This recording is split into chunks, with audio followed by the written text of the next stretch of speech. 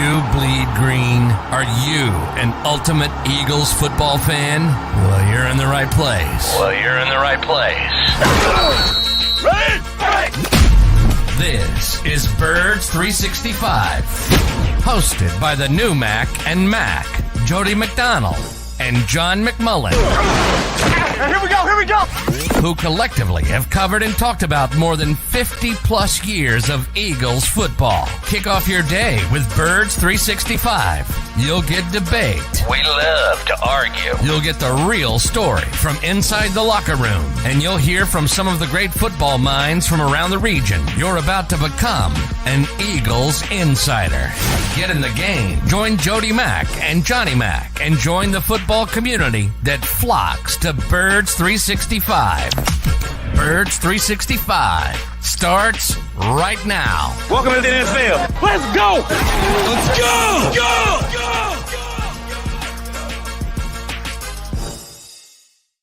EAGLES, Eagles. And a good Thursday morning, Birds fans. Appreciate you streaming in with us.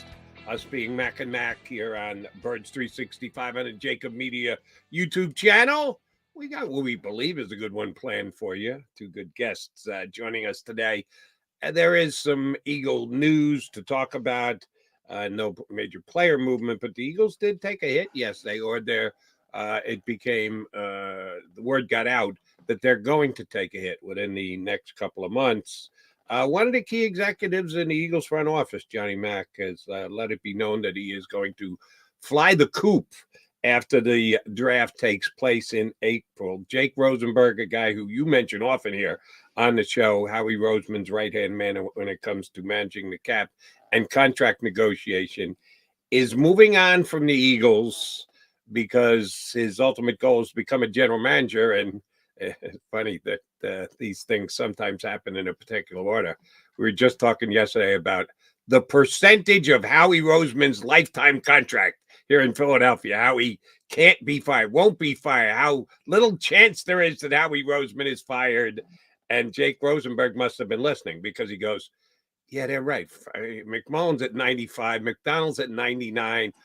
One of our two guests commented on it yesterday too and said, yeah, he's pretty much 100%. How he's going nowhere fast. Well, Jake Rosenberg understands that, knows that, heard that, and said, if I want to become a GM, chances are I'm going to have to go somewhere else.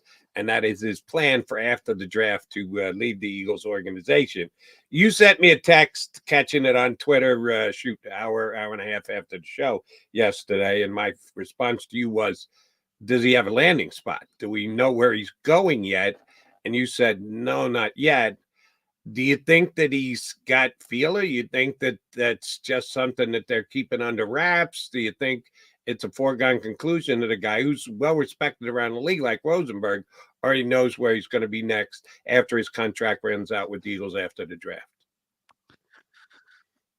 Yeah, I don't think he's leaving without a plan, and he's so well-respected. I mean, you know, he's unknown and he's behind the scenes, and I think we're one of those that bring him up more than just about anybody else. Right. But not a lot of people know him. But you saw Mike McCartney. It's interesting. We talked about Mike McCartney this week because, you know, the super agent who gets Kirk Cousins all his monster deals.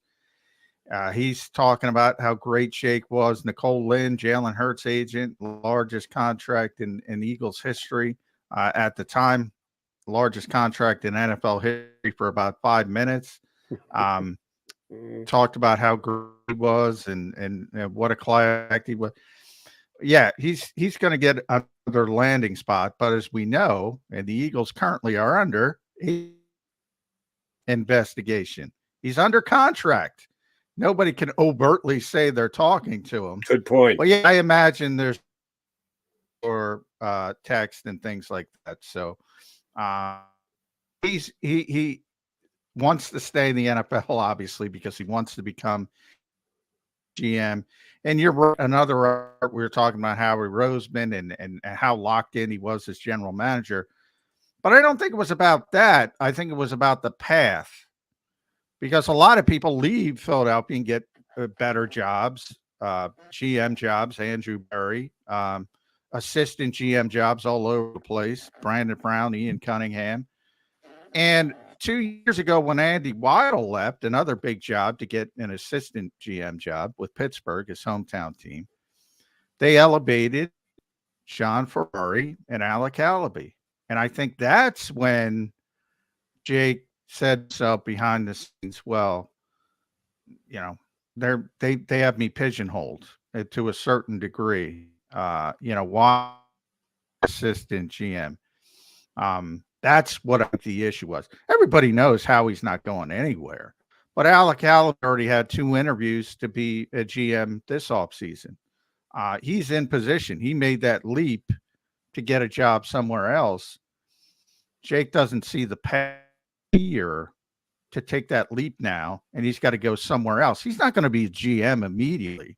He's going to go somewhere, insert name as insert title, assistant GM, salary cap administrator, whatever. They come up with 67 different titles.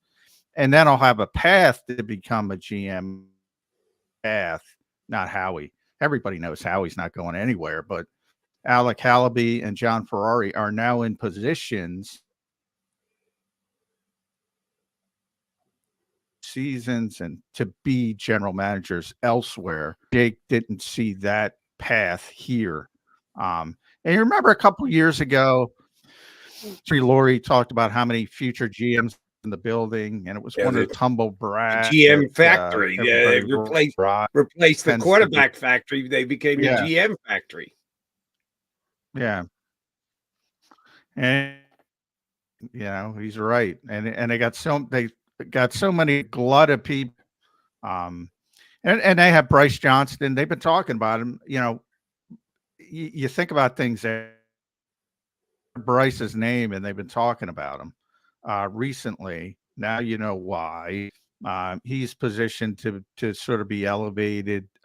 Andrew Berry's brother is now in the organization as that Ivy League background and can help with the financial stuff. So they're well prepared for it. But guy's really good, man, really good. And I've heard that from so many people for so many years. He's been here for 12 years. He's known Howie since elementary school. I mean, those two were very, very tight.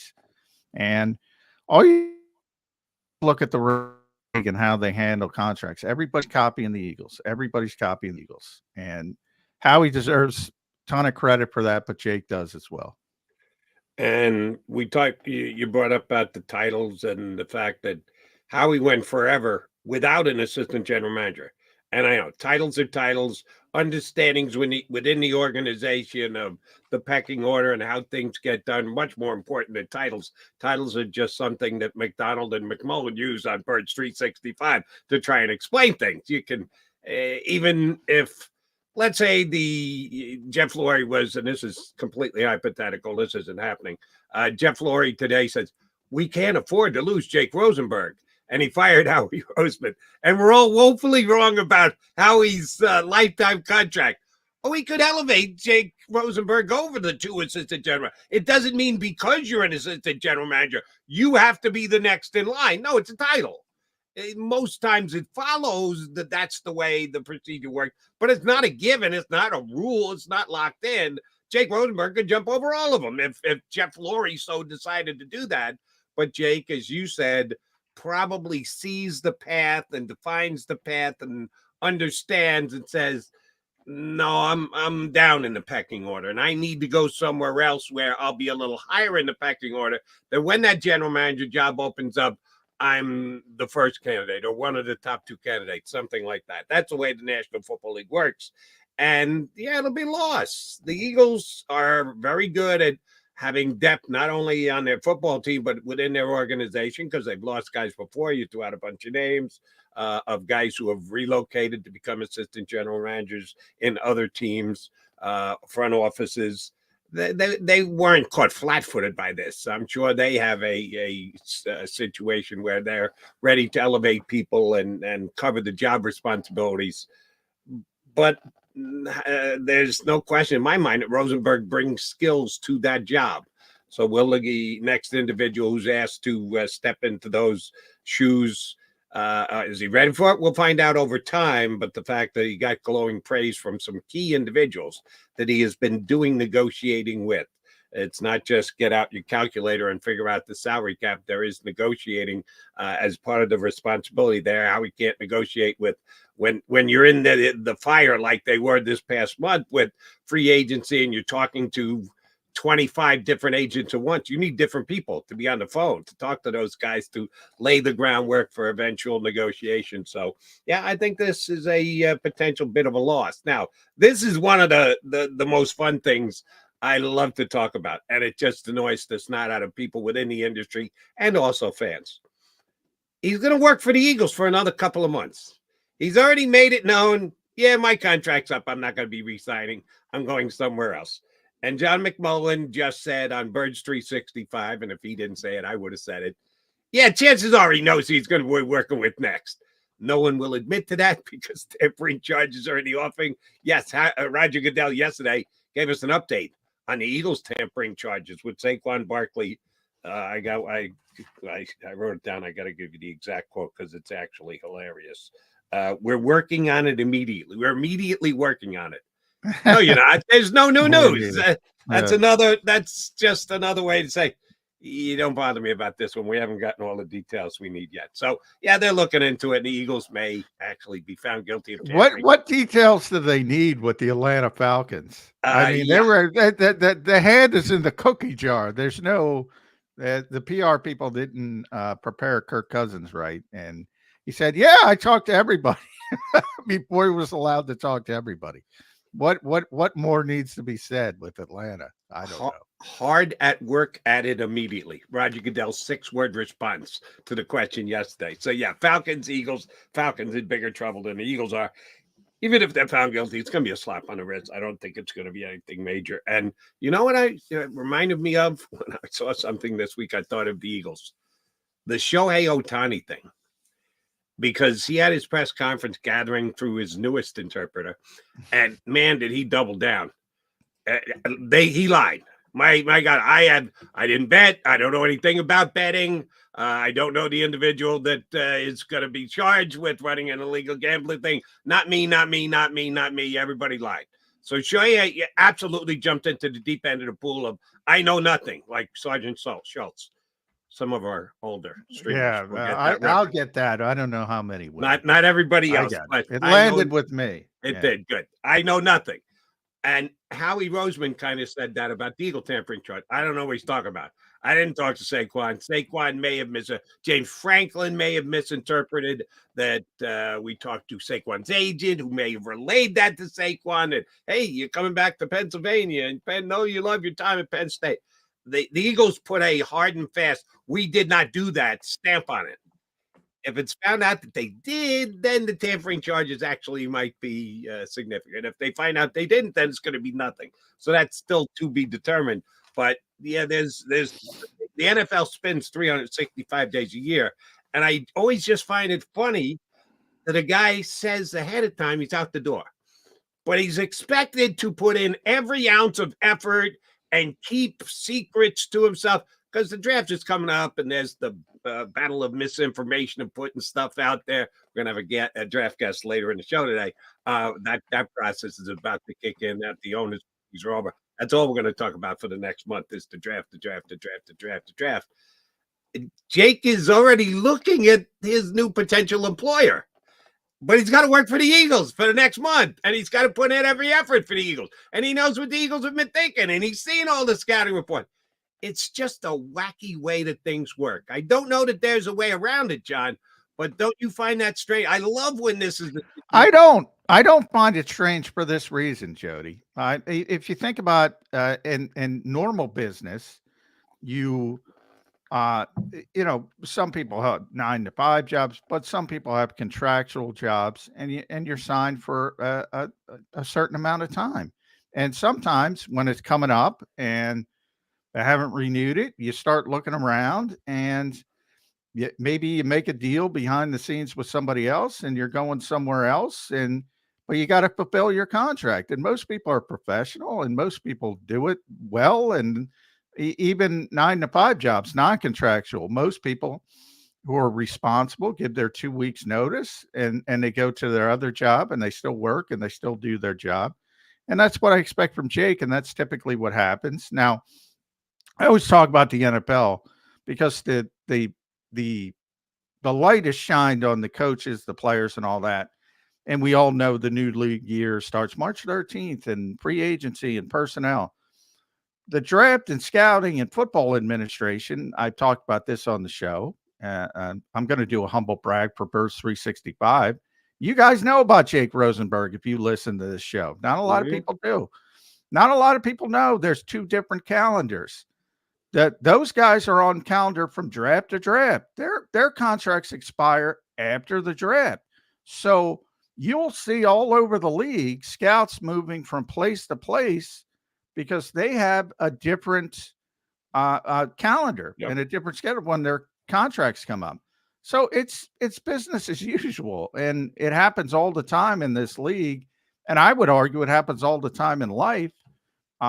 People leave one position to go to another position, and they fulfill their contract, and they fulfill it, and they go on. Here's why I disagree. Happens all the time in life. No, a very small percentage of people in this entire world have a contract that they have expiring, and then they are going to get in 2 weeks' notice, is not 4 weeks' notice, leading up to the most important time of the year. For scouts, it's all about the draft. That's why the contract runs from draft to draft, because it's mostly about the draft. Usually you don't have someone walking out the door in this very small percentage of people that actually fall into this category, walking out the door as soon as it's over. Do the most important your job part of your job. But that's what I'm saying. That is absolutely not the case. Andy Weidl was gone. Andy Weidl's contract was expiring. He was going back to Pittsburgh. He worked through the draft. He did his job. He did his job like he usually does his job as a professional, as a guy who's an assistant GM, maybe a future GM in this league. And then he was off to Pittsburgh. I'm telling you, Jody, it happens all the time in this league. Now, a lot of the scouts, and it happens with, sometimes they leave on their own accord. More times than not, they leave because they're shown the door and they're essentially fired, or their contracts are let to expire. But the movement is significant. And Howie tried to change that rule because he got burnt by it with that 1 year with Brandon Brown and Ian Cunningham. And he wanted to change the hiring cycle. And they did a little bit on the calendar because of that. But right. Howie and I are seeing it's the same thing. It can put you in a disadvantageous position depending on all the situations and the circumstances of why the guy's leaving, where he's leaving to, and when he's leaving. Well, it can, but I mean, the Eagles and this, I've given them many plaudits, so now I'm giving them some negatives on their mark. They get kind of pissy when people leave, like Brandon Brown, most recently, Brandon Brown and Jonathan Gannon, obviously. It happens to everybody. I'm sorry. I mean, that's part of it. You should take pride in the fact that people want to hire your people, and they do. Jeffrey does. When they settle down and the anger subsides, they do, and they say, "Look at us," and puff our chest out. And they should, because they're very good at it. But they do get a little upset. In the case of Brandon, was because he went to the Giants in division, all that kind of stuff. In the case again, it's because of the timing, and they missed that on Vic and all that kind of stuff. But it happens to everybody. Baltimore got decimated this year. Decimated. They didn't even win. They got decimated. They won the AFC regular season title. Didn't win the actual AFC playoffs. That went to the Chiefs again, and that's the way it is in the National Football League. So I'm not surprised that Jake Rosenberg is locating elsewhere, even though we don't know where that is yet, but we both assume that it's going to happen because he's been a valued member of the Eagle organization over the last several years. He's McMullen. I'm McDonald. I see we got Johnny Stolnis, our buddy from Bleeding Green Nation, in the jump aboard. We haven't had him on since free agency kicked in. I did a great spot on BGN about the rule changes and how it will affect the Philadelphia Eagles. Going to have fun talking to our boy, John Stolnis from Bleeding Green Nation. He jumps in next here on Birds 365.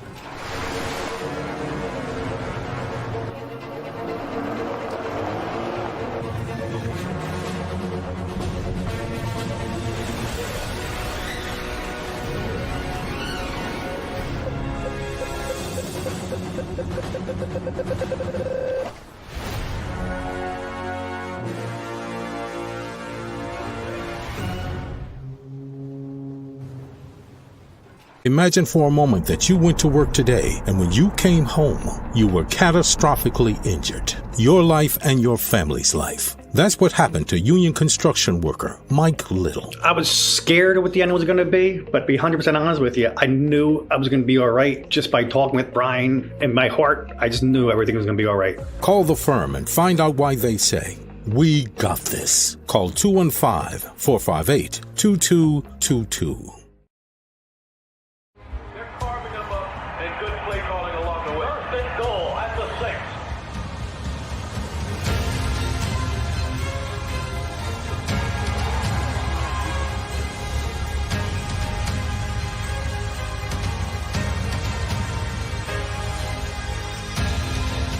Field of life, First Trust Bank is there for you.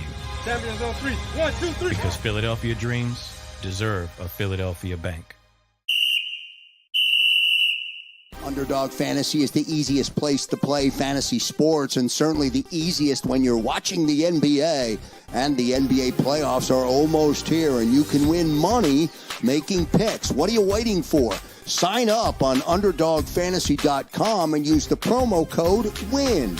An Underdog will double your first deposit up to $100. That's UnderdogFantasy.com. Use the promo code WIN.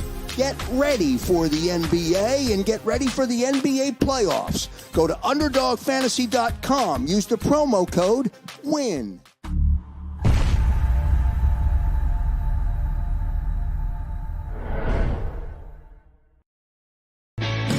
Hi everybody, my name's Jason Lombardi. I'm an inspector at DryTech.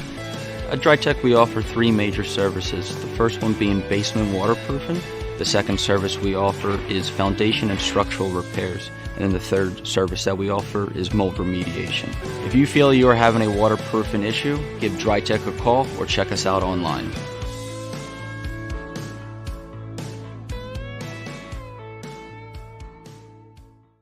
Do you stream on a Roku, Fire Stick, Google TV, or Apple TV? Now you can watch 6ABC 24/7 with the 6ABC Philadelphia streaming app. And the big story on Action News? Search 6ABC Philadelphia and start streaming today. EAGLES, Eagles.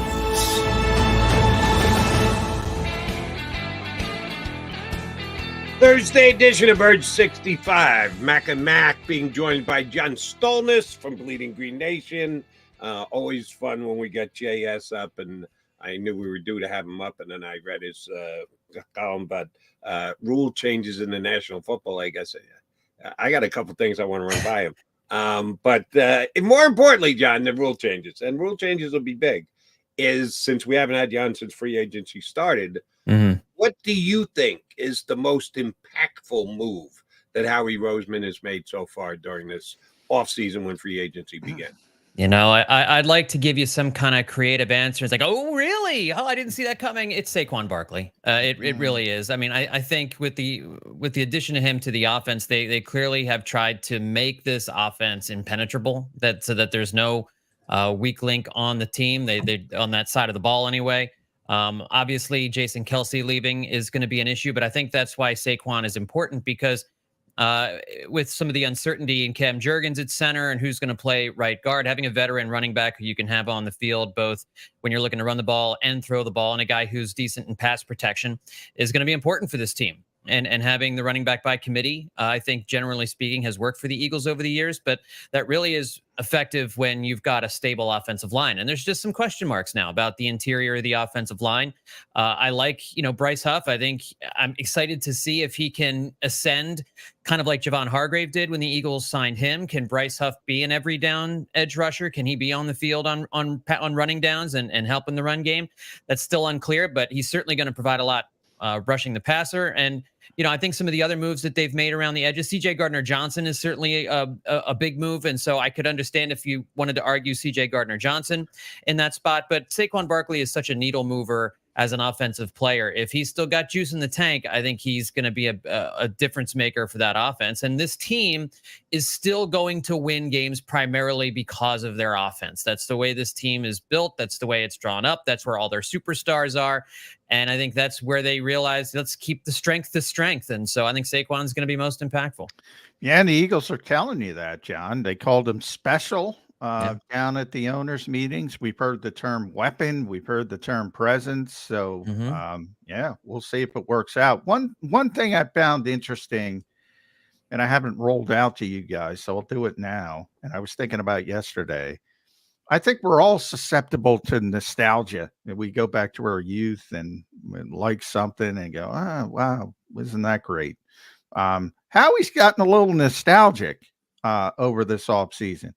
Love Saquon Barkley coming out. Love Paris Campbell coming out. Love Kenny Pickett coming out. Yeah. And he goes in the rearview mirror instead of looking at front. Now, in the case of Paris Campbell, who cares? If he doesn't work, he doesn't work. I think Kenny Pickett, cost-effective backup, that's going to be fine. No issues. Hopefully he doesn't have to play. But with Saquon, 2018 is a long time ago, John. And if you look at all three, the theme of it, all three different levels, but none of them lived up to the billing. Even Saquon, if you look at his career, not one all-pro berth. He was supposed to be the guy. We can talk about the supporting cast, and that's all legitimate, but he's never been the guy he was expected to be. Is Howie too nostalgic this offseason? Well, I agree with you. I think the nostalgia for some of the other guys you mentioned is no big deal. Nostalgic for role players is fine because you can, if they don't play well in the summer, they don't play well in training camp and in games, they don't make the team. And I think that's a pretty easy thing to move on from. With regard to Saquon Barkley, I think you do have to look at the supporting cast he had in New York, specifically the offensive line. And I know it's more than just last year. But last year it was a historically bad offensive line, and he had to try and make do with no running lanes. He had to try and make do with staying in to help protect more because they couldn't protect the quarterback, and he didn't have a quarterback last year. Everybody was scheming up to stop Saquon Barkley, and that's been the case pretty much his entire career. Now you could argue, hey, that was kind of the case with Eric Dickerson back in the day. I mean, Jim Everett was a better quarterback than anything the Giants have had, but I think for most of Eric Dickerson's career, he was the focal point of the offense. Same thing for Barry Sanders in Detroit for a lot of years, and those guys still ended up having Hall of Fame careers. Barkley's big issue has been injury, right? I mean, I think if he's healthy in this offense, and I still think with all the uncertainty on the offensive line, it's going to be more effective than New York's offensive line was over the last couple of years, then I think Saquon will have a big year. But there is a scenario where this blows up in their faces. And I agree that it was surprising. And I think Howie Roseman does like to reach back into old evaluations of players and see if they still apply, even knowing that it didn't work out the first few years in the league. But I think with Saquon, there's some extenuating circumstances. Maybe I'm just telling myself that to will this thing into being the outcome I want it to be. But, we'll see. I think if it falls on its face, I think that argument certainly holds weight. I hope John is wrong. I fear John is right because I had an issue with one walk down memory lane that Howie Roseman took this offseason, and that's the Eagles' backup quarterback. And the hope is that it becomes a complete non-issue because Jalen Hurts takes every snap this year. So it may end up being something that we talk about and then has no influence whatsoever on the Eagles season. I was okay with the Kenny Pickett acquisition. You get him for 2 years on the cheap. He was effective enough. He started in the league. He has experience. He's nothing special, but you're talking about backup quarterback. Except on the same weekend, Justin Fields gets moved to replace Kenny Pickett in Pittsburgh, and he's the better player. And he costs less. The Steelers paid less than what the Eagles paid to get the guy he was going to replace. So, yeah, I got an issue with it. Do you put more emphasis on the talent of the player for the backup? Because the reason you got a backup is it's a safety net. What happens when Jalen Hurts breaks his leg week 4? You're screwed. Unless you have a really good backup to step in. And I think Justin Fields is certainly more of that than Kenny Pickett. So I had a big-time issue with it after the fact. I was okay with him for 24 hours until I found out Fields was replacing Pickett. Yeah. And then I go, wait, whoa. Howie, why didn't you get – I didn't know that Fields was going to go. What is your thought on how the backup quarterback empty chairs spun during that 24-hour period? Yeah, I didn't like the Kenny Pickett trade even before the Justin Fields stuff went down. I feel, you know, it's great that they didn't give up much to get him. It's great that he's cost controlled, but if he's not a good quarterback, then you're giving something up for a guy who, if you're as a Super Bowl contender, is not going to help you in that way. And I understand there's not a lot of backup quarterbacks out there that can do what Nick Foles did for the Eagles on that Super Bowl run. There's a reason that was a unicorn situation. It's highly unlikely that if you need a backup quarterback to replace Jalen Hurts for 10 or 12 weeks, that you're going to get to the Super Bowl. It's just highly And unlikely. by the way, John, if Nick Foles had to replace Carson Wentz for 10 or 12 weeks, the Eagles aren't getting to the Super Bowl. Right. I'm sorry, people. That's true. I mean, I think we saw what happened in, I think for those of us who remember, what was it, 2002, when McNabb goes down and then Coy Detmer comes in, and then Coy Detmer goes down and AJ Feely comes in, and you maintain that. That's what you want out of your backup quarterback. And I'll just say, Howie Roseman has said that the Eagles value the backup quarterback position probably more than most other teams, simply because of what Nick Foles did. They understand the value. That was the whole point in drafting Jalen Hurts in the first place. So that's why I didn't really get the Kenny Pickett trade, because I thought there were better options out there. I mean, I thought you could have gone out and just signed Andy Dalton to a one-year deal. He's worked with Kellen Moore in the past.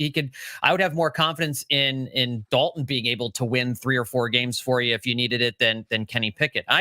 I have concerns in Pickett, the player. And with regard to Justin Fields, the whole reason they didn't trade for Justin Fields is because they were worried that if Jalen Hurts struggles, the calls for Justin Fields to start would grow insanely loud. Boy, people say I rip bands. Boy, really? They would really start calling for Justin Fields? I give him more credit than that. I think, you've already started to hear some of the talk about Jalen Hurts sour. There's the reports maybe that you're right. I didn't even go down that road. I'm like, wow. Because Jody's right. There's no world in which on paper you look at these two players and what was given up to get both players, and you decide, I want the Kenny Pickett deal. There's got to be something else that's weighing into the decision to go in the Kenny Pickett route. Then let me give you John's opinion, if you haven't caught us on Birds 365 here. John put a heavy emphasis on 2 years of inexpensive quarterback play. Justin Fields, 1 year of inexpensive. I don't think that's enough to move the needle to say, all right, I'll take the lesser player, and there'll be less noise about replacing Jason. No, I need the best player. Give me the best player. And I believe Justin Fields is a better player than Kenny Pickett. That's why I would have gone that way if they were the Eagles. John, his thought process in trying to match up with Howie Roseman was 2 years as compared to 1. Do you think that was the reason why the Eagles went there? See, I think John's right now. He might have been incorrect previously. It's a walk down memory lane. Howie's got this thing. Yeah. He went and watched him through the binoculars in that Thursday night game against Carolina a couple of years ago, and he's never fallen out of love. Shame on him. And sometimes you got to move on. We saw Kenny Pickett for 2 years in the NFL. That's all he is. That's why I've got a problem with it. Well, yeah, but I would argue, what the hell is Justin Fields? I liked him coming out of the draft. Aren't we being this? Well, not me, because I've turned the corner. But Jody still loves him. Aren't you being a little nostalgic? Because I loved him coming out. He's stuck on ice. Now, there's a lot of... He finished the season very strong, John. Boy, he's been brutal over the larger spectrum. And I think trending up rather than trending down like Kenny Pickett. And I don't respect Chicago very much at all and what they did to him. But they did it to him. I mean, I can't take that part out of the equation. I think too often, I say this all the time, John, too often fans think you draft a player and that's the player. And he's either good or bad or indifferent or mediocre or whatever. No, you got to develop. You got to get them in the right scheme. You got to maximize what they do well. I think Chicago ruined the kid. I think they ruined him. So if I go back to nostalgia and said, yeah, he was pretty good coming out, and I thought he was pretty good coming out, that's not the same guy right now. I'd be doing the same thing I think Howie's doing. Both of them haven't lived up to their hype and Justin's hype was much greater than Kenny's. And arguably, he's been worse than Kenny. Kenny's found a way to win games. Better supporting cast. Again, there's a lot of context. There's always a lot of context. He's won games. He started 24 games. He's won 14 of them. That's a good game manager. That, to me, says good backup. You're not losing games. You're not winning games, but that's what I want from a backup quarterback. Don't lose the game. I have a good supporting cast here. Don't lose the game. I think that's what you want. I think for me, the kind of backup quarterback that I kind of had in mind was a guy who's been in the league a little bit longer, who has had experience as a backup quarterback longer. And I don't care about signing a backup quarterback to a multi-year deal. You can go year to year with backup quarterbacks. I don't think you need to have somebody. You mentioned Andy Dalton. They looked at Andy Dalton. They wanted Andy Dalton last year before they stuck with Marcus Mariota. Yeah, that's a different conversation because Andy's played a ton and won a bunch of games and made the playoffs. They wanted to go because of Jalen's contract. And it's gonna, even though they set it up very well for themselves, they want to go a little bit cheaper. So that understood, that's part of it. They don't want to pay $7-8 million for a backup quarterback. So that's a different conversation to me. Sure. That might be wrong, but that's where they are. So if that's where you want to go, I'd like the Pickett move, even though I don't like the nostalgia part of it, which is a theme. It's not just about one guy. My thought is, if you're going to give the job to Kenny Pickett, then why not just give it to Tanner McKee? I mean, because I know Pickett's got some experience. He's started some games. I just don't. I think that's more a reflection of Mike Tomlin and some of the other aspects of the team than Kenny Pickett. I think they win in spite of Kenny Pickett rather than him helping them to win football games. I mean, you just look at his touchdown totals over the last 2 years. He's a net negative offensively for you. And so again, if Jalen Hurts gets hurt, it generally probably doesn't matter. But they're screwed with both. That's the Justin Fields. If you're trying to do it on the cheap, then I guess Justin Fields is fine. that's not the way the Eagles have always said that they wanted to do their backup quarterback, that they really valued that spot. And this just kind of seemed to belie that. All right. I saw your post about the rule changes in the NFL. Kickoff returns are back. Yeah. Exciting football. The only problem is I don't know how it's going to work. And I've watched XFL tape, but when you're watching something after the fact, somebody's putting a highlight package together to make a specific point. Sorry, I didn't watch that many XFL games when they're actually being played, but it sounds like a good idea, but I don't know. I want to say I know. This is either great or this is idiotic. I honestly have to tell you right now, I don't know. You did a pretty good job of describing it. You got a grasp on it? And you got an opinion on it? Yeah, I mean, I like it. I think what it's designed to do is make it advantageous for both the kicking team and the receiving team to try and return the football, because there's if you kick the ball off and you kick it into the end zone for a touchback, the ball now gets placed at the 30-yard line. So that's not awesome field position, but you generally speaking, you don't want to give the team the ball at the 30-yard line every possession. So you don't want to bombing it out of the end zone most of the time. Probably isn't going to be a great idea. It does take away the onside kick. The ball's got to get to, I think it's the 20-yard line. So if it doesn't get to the 20-yard line, it goes out of bounds before the 20-yard line. Teams get the ball at the 40. So what it's really doing is saying, okay, there's a penalty for the kicking team, not a real penalty, but you get penalized if you don't get the ball inside between the 20 and the goal line, because the ball is going to be placed too far out for a touchback or an onside kick. So it encourages the kicking team to make it possible for the receiving team to field the ball.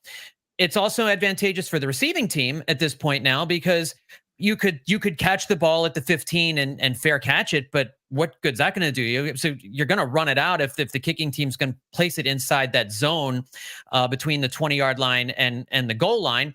And because you have the players now, you have the kicking team lining up at the 35-yard line closest to the returner, and you've got the receiving team's line 5 yards apart. They're like right next to each other. So you don't have these two sides running at full speed to 30 yards, 40 yards down the field and crashing into each other to set up these returns. So the hope is that it reduces collisions, it reduces injuries, it reduces concussions, while still allowing the receiving team an opportunity to return the ball and get the ball to, say, like the 25 or the 30 or the 35 or break a run. We don't know if it's going to work. We don't know. In the XFL, I think it looks pretty interesting. I think it brings back a play that has disappeared from football. Yeah. Well, 83% of kickoffs resulted in touchbacks last year. It just became a waste of everyone's time. Just put the ball at the 25-yard line and let's go. Let's stop. Jeffrey Lurie called it embarrassing. Rarely does Jeffrey the kickoff in the NFL. So I'm kind of torn on this, John, because I like it because it brings back a play that they essentially eliminated, as you mentioned. But you did a very good job there. But I started thinking to myself, God damn, this league over legislates everything. Why can't we just stipulate as a society that this is a dangerous game? And if adults decide to play it, they have to understand it's a dangerous game and then play the game. Or for all the do-gooders out there and like to point out that I don't care about people's health and safety and this and that. If you cared about people's health and safety, I'm talking not to you guys, those people, you would advocate, guess what? Don't play football because you can't legislate safety in the game. It's a violent game. So why can't we just, it's silly for me to ask this, have some common sense and say adults can make their own damn decisions? Because the hip drop tackle, which we haven't talked about, but I'll throw that in there. Every player's against it. I can't say every. I saw Kyle Long said it was pretty good. He's the only one. Every other player said this is a joke. What are we doing here? The players are saying it's a joke. Yeah. And you can't lead with the helmet. You can't hit with the head. You can't lead with your shoulder in a lot of cases. And now you can't. There are restrictions on how you can tackle around the waist. I get, trying to avoid injury, I understand. But if the players union doesn't want this rule and it's a rule designed to protect the players, then what are we doing here? It just seems silly and impossible to enforce. Like, how are you gonna, if you're a referee, how are you gonna see this in real time, in real game speed, and nail it every time? I think the horse collar tackle is when they've outlawed that. I think we can agree the horse collar tackle, getting rid of that was a good call, because you can see very easily when a player's being horse collared, and that's still screw it up though. And they do. They grab the shoulder. It looks like, and they call it. So yeah, it is tough on the officials as well. Yeah, I mean, it's so hard to do. You're right though. The horse collar's a lot easier than this is going to be. Right. And hopefully it's much ado about nothing. And Jody mentioned, and he's probably right, they'll find a bunch of people after the fact, but they probably won't call it that much. And I hope that's the case, even though that's going to piss off players more because they're going to get docked 20. And then you know how the NFL fine system works. Starts at 14, 15, then it goes to 30. Guys are going to get by the end of the season, 70 grand maybe. Yeah.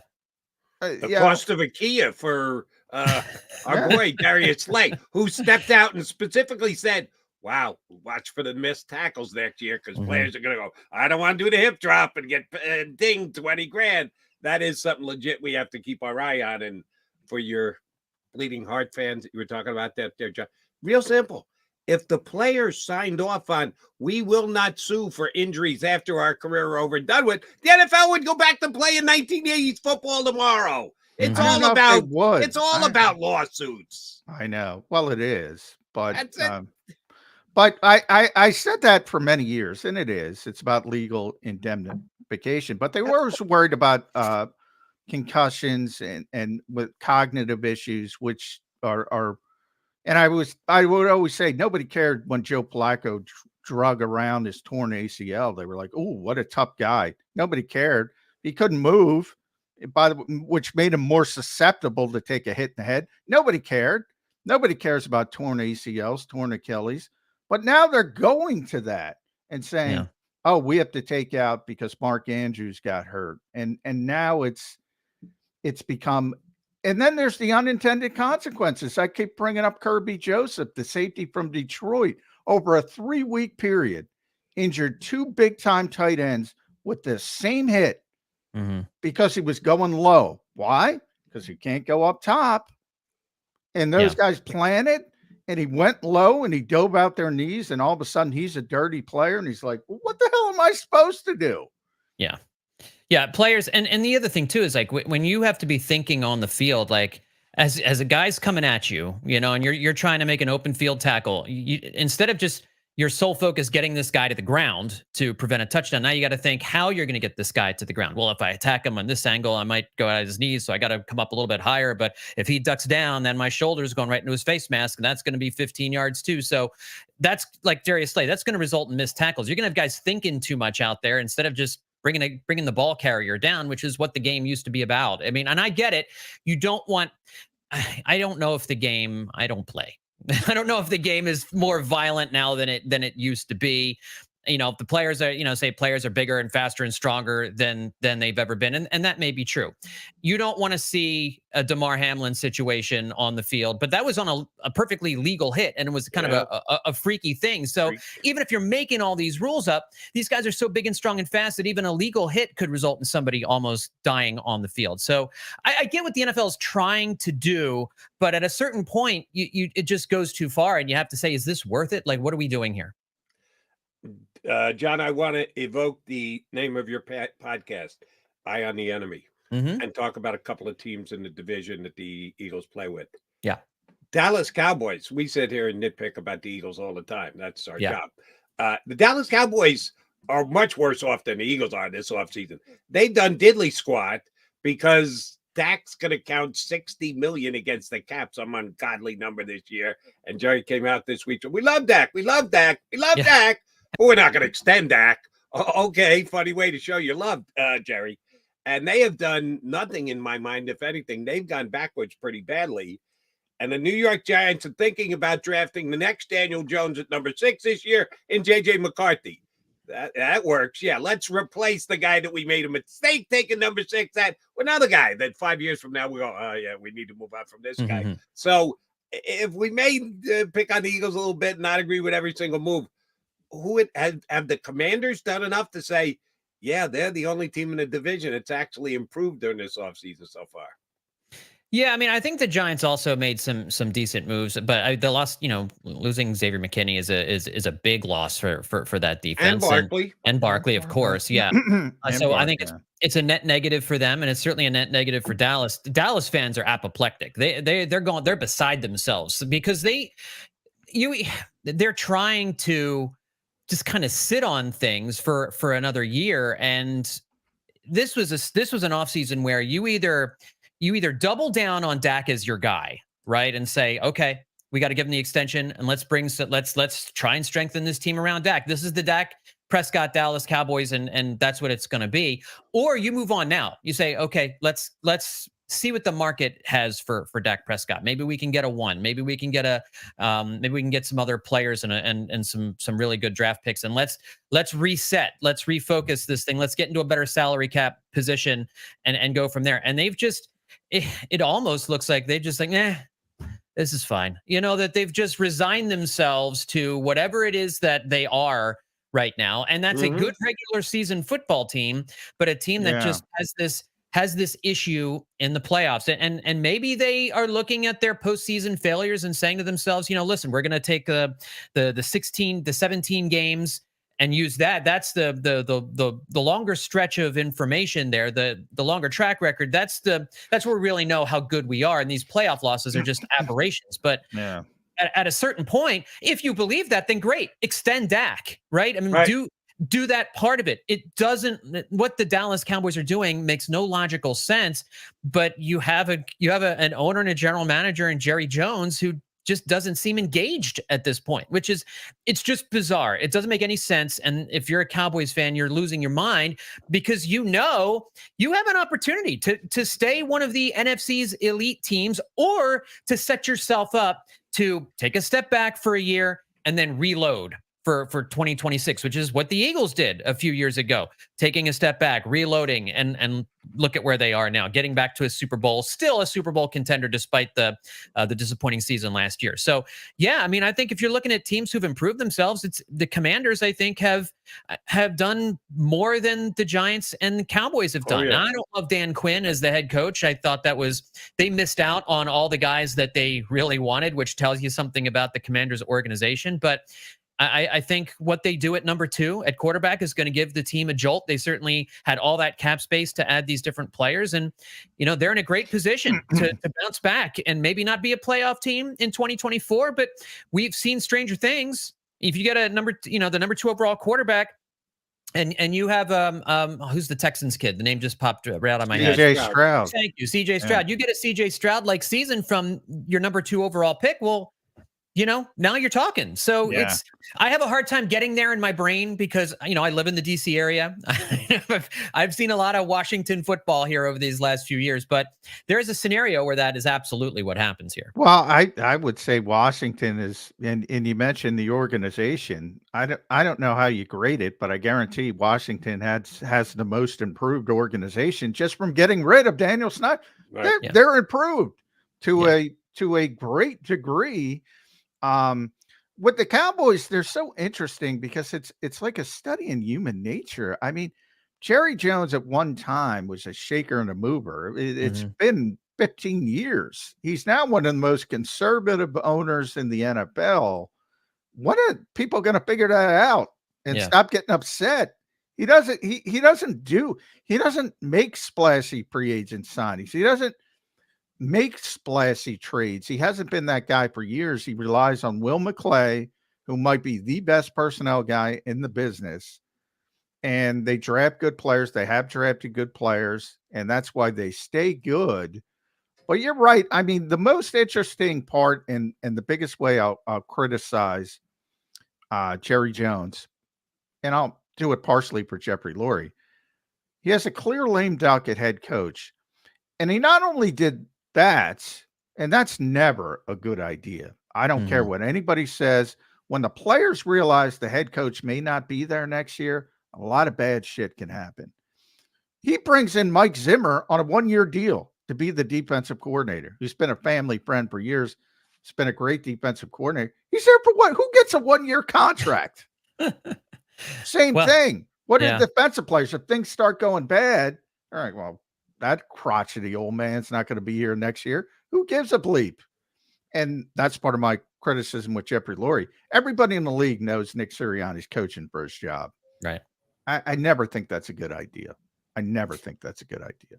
Yeah, that's when you said that about, I was like, oh boy, that's kind of exactly what the Eagles have going on. And I think if you're a fan who's pessimistic about this team this year, that's the reason why, because this is a situation that generally speaking doesn't end well when you've got a lame duck head coach and you bring in especially a couple of strong coordinators where you could really have these players looking more towards the coordinators for their marching orders and for their leadership than the head coach. Now, by all accounts, the team still believes in Nick Sirianni as a head coach. That's what the players tell you. But we'll see it on the field, and we saw it on the field at the end of the season last year. It certainly didn't seem like that. So that's why I think the variance with the Eagles here in 2024 is so great. They could very easily get back to the Super Bowl this year. They have the talent to do it. They're making additions to improve the team everywhere. I'm excited to see what they do in the draft, the different guys that they might add to help out and to get themselves a longer window of contention. There's also a scenario where this team wins 5 or 6 games next year because of all the turmoil with Nick Sirianni and the uncertainty there and everything else. So I think the latter is more likely, but anytime you've got a head coach who comes in and you have a quarterback who's on the last year of a contract and there doesn't seem to be any kind of extensions in sight, you're basically telling these guys you're playing for your position with us moving forward. That's generally speaking not historically speaking, that's not a good way to go. You're not going to have a very good season that way, but we'll see. Johnny, last thing from me, and we're going to have a draft guest on in hour number 2. So I'm going to ask you, are you 80% up to speed, 90% up to speed? Your draft preview work. We still got a month to go. So if you go, Jody, I'm not even halfway through yet, so be it. Just tell me. But We are always overly interested in the quarterback position, even though it has no real effect on the Eagles. They've got, oh shoot, they signed another quarterback yesterday. I think they signed PPO. So they've got now 5 quarterbacks on the roster. So they're not going to be drafting a quarterback, surely not one in the first round. And that's what I want your opinion on. Most of us know who the top quarterbacks are. We debate the order of them. If you want to go 4 deep, go 4. If you want to go 5 deep, go 5. Quarterback, your ranking, top of the draft. How do you have them? What kind of order? And what is the drop off between guys? Yeah, I think it's I think Caleb Williams is certainly the guy that everybody looks at. And I saw a couple of things online, like Trevor Lawrence was the can't miss quarterback prospect, and look how that's worked out. Caleb Williams is going to be the same thing. Well, I still think Trevor Lawrence has a pretty good shot at having a good career here in the NFL, and I think Caleb Williams will go first overall. I think he'll be the pick at the top there. I think Washington probably goes with Drake May at second overall. I think that you've got the top 3 guys. Jaden Daniels from LSU is another guy, and then after that, I think there's kind of a drop off. After that, I mean, there might be JJ McCarthy might be a first round pick. Yeah. But I think after that, you're looking at more like, second day guys, Michael Penix Jr. I know he got a lot of publicity late in the season with some of his play, but then kind of did not have a great national championship game. Bo Nix, Michael Pratt, Spencer Rattler. These guys are all guys I think will get drafted, and they'll get drafted relatively early. But I think there are tiers below those. Really, the top 3 guys seem to be in a tier in and of themselves, and I think you can throw McCarthy in as a first round pick. I'd be kind of surprised if anybody else gets in the first round. At John Stolness, make sure you follow John on X. I know what you've been preparing for. It got pushed back. Your Christmas got pushed back 24 hours. It's miserable here, as usual. I know. Opening day. So listen to John. Obviously, his football stuff, Bleeding Green Nation, but the baseball stuff as well. The good fight, Phillies. So I'll end with the Phillies. Contender again, obviously. Is that fair to say? They're my World Series pick. And the way, I kind of feel weird picking the Phillies to win the World Series. It feels like a homer pick, but I'm not alone. There's many national writers, national experts calling the Phillies a World Series participant, and a few people picking the Phillies to win the World Series. The bottom line with the Phillies is this. They went to the World Series in 22. They came 1 win short last year of going back to the World Series for a second straight year. And they should have gone back to the World Series back-to-back years. So it's clear this team is talented enough to be a World Series participant, and they have enough talent to win the World Series. So why would I pick someone else? This team clearly is a World Series caliber team. This is the best team they've had since 2011. I think you can argue in some ways this team might be better than the 2011 team. It's a more complete team. I think they've got a better offense than that 2011 team. Now that starting rotation was quite a bit better than this one, but this team doesn't have a whole lot of holes, and the holes that they do have, there seem to be some options either in the minors or coming later in the season at the trade deadline you could patch if you wanted to. And we've seen in Major League Baseball now, you don't need to be great for the whole 6 months in order to get to the World Series. You need to be good for like 4 months or even 3 months in order to get to the World Series, and then hit the gas at the right time. So I see no reason not to pick this Phillies team to get to the World Series and to win the World Series. They may not be as talented top to bottom as the Braves and the Dodgers and maybe the Orioles in the American League, but they in a short series, in a series in October, they are every bit as good as any of those teams and have shown that they can beat those teams. Yeah, you just scared me there, Stoneless, because I remember someone, maybe I know him intimately, maybe I look him in the mirror every morning, saying on this show, why wouldn't I pick the Eagles to go to the Super Bowl? They lost to the Chiefs by a field goal. Why wouldn't I pick them to go back to the Super Bowl? And then the 6 of the last 7 games happened the way they happened. So yeah. We're on the same page here, brother. I hope you're right. I got them going to the World Series as well. By the way, who you got them playing? Who you think's coming out of the American League? I got a 2022 World Series rematch. I got the Astros getting back there, and the Phillies this time getting over the hump over the Astros. I think they'll be playing that other American League West team. I think the Rangers are going back, and I've already bet on Rangers-Phillies World Series matchup. I got the Phillies beating the Rangers. I put a little saver on the Rangers beating the Phillies too, but we're not going to admit to that on the air. But Johnny, we always appreciate when you come on board. When does the next Eye on Enemy podcast drop?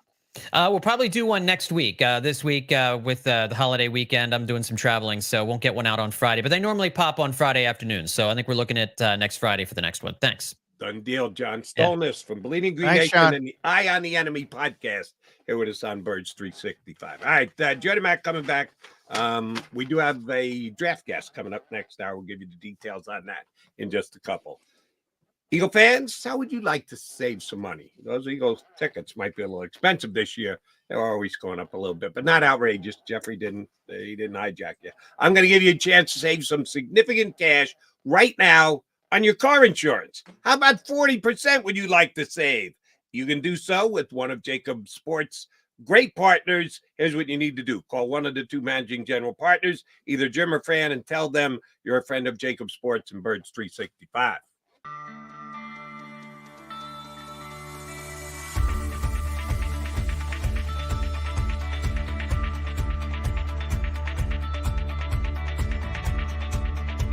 Hi, I'm Jim Muehlbronner, Managing Partner at Del Val Insurance Group.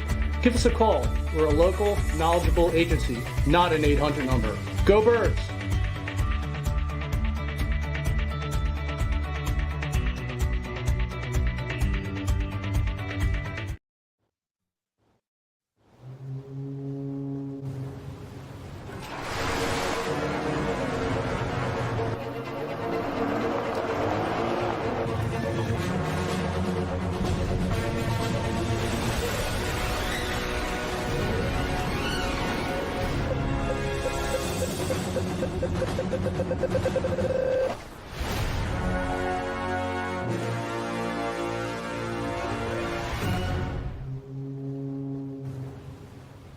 Imagine for a moment that you went to work today, and when you came home, you were catastrophically injured. Your life and your family's life. That's what happened to union construction worker Mike Little. I was scared of what the end was going to be, but to be 100% honest with you, I knew I was going to be all right just by talking with Brian. In my heart, I just knew everything was going to be all right. Call the firm and find out why they say, "We got this." Call 215-458-2222.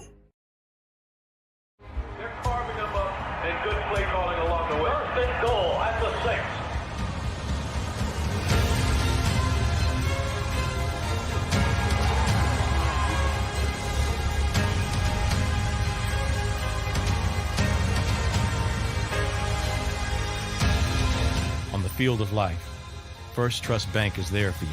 Champions on three. 1, 2, 3. Because Philadelphia dreams deserve a Philadelphia bank. Underdog Fantasy is the easiest place to play fantasy sports, and certainly the easiest when you're watching the NBA. And the NBA playoffs are almost here, and you can win money making picks. What are you waiting for? Sign up on UnderdogFantasy.com and use the promo code WIN. An Underdog will double your first deposit up to $100. That's UnderdogFantasy.com. Use the promo code WIN. Get ready for the NBA and get ready for the NBA playoffs. Go to UnderdogFantasy.com. Use the promo code WIN.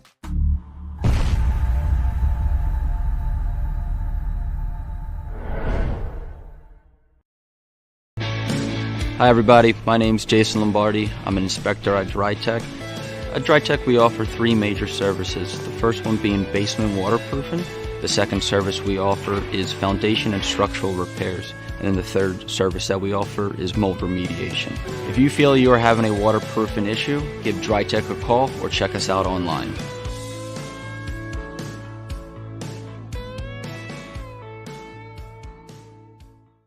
Do you stream on a Roku, Fire Stick, Google TV, or Apple TV? Now you can watch 6ABC 24/7 with the 6ABC Philadelphia streaming app. For the big story on Action News, Search 6ABC Philadelphia and start streaming today. EAGLES. Eagles.